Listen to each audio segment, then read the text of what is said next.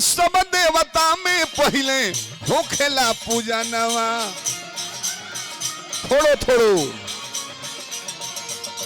सब देवता में पहले होखेला पूजा नवा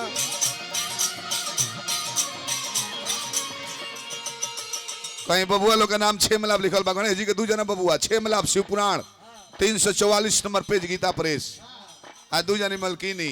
बुद्धि सिद्धि और पुराण में अलगो अलगो दिहल बा लेकिन हमने के रिद्धि सिद्धि कहले जा हमने के शुभ लाभ कहले जा छह लाभ के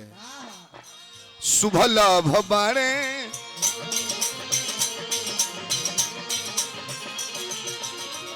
शुभ लाभ बाड़े रौरा शुभ लाभ बाड़े रौरा दुइया गो लला नावा सबसे पहले गावत बनी राउर सुमिरा नावा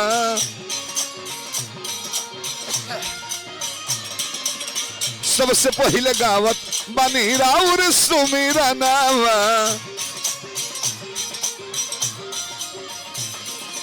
सत्यम शिवम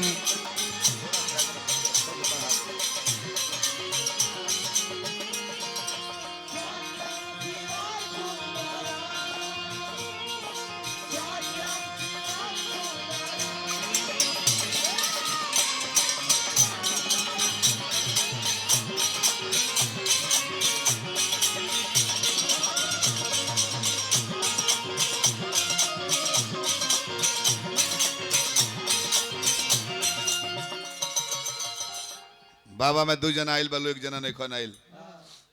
एक जना मोबिल पाड़े हमें एक जना गिरीश पाड़े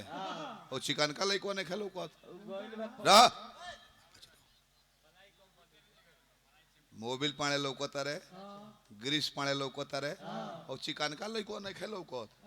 बैरिंग पाड़े कहीं ग्रीसिंग करावता रे काहे बेरा बाबा बैरिंग पड़े नहीं कौन लोग कहीं ग्रीसिंग कराओ तारे का चाका जाम नहीं कन हो गई भगवान बनौले रहे हमको कहीं है तो कह देव के भेता जी कहता ले बिचली अंगूरी बाबा देखी ब्राह्मण के हाथ ही शोभत ना रलो ब्राह्मण के हाथ हई निकले चाहिए अंगूरी अरे हई नहीं जतना लइकाई के मौगा हमारे सनु एकर ज्यादा प्रयोग करेले सो होगा हवा चिन्हा जाले सनु मर्द के गोल लगो बाबा मर्दा है आदमी रही गोल लगिले जय हो मौगा हवा चिन्हा जाले सन करी मई दे कतना कुहा बा हड्डी के कुर जाता बाबा जी पंडित जी न हई गोल लगले तो बाबू ऐसे जय हो ना कहले वो कहले कि जाई हो बना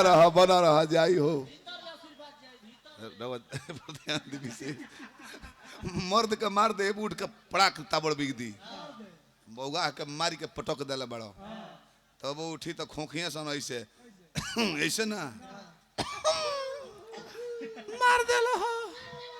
खोखी से तंग बने हो मार देलो हो दिल्ली से भैया का देता है व्यवस्था कर देता नहीं हमें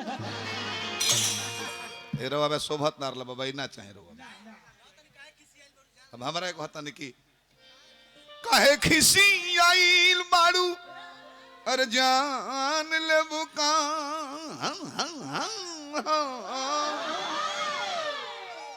सुनावा के सगरी दुकान ले बुका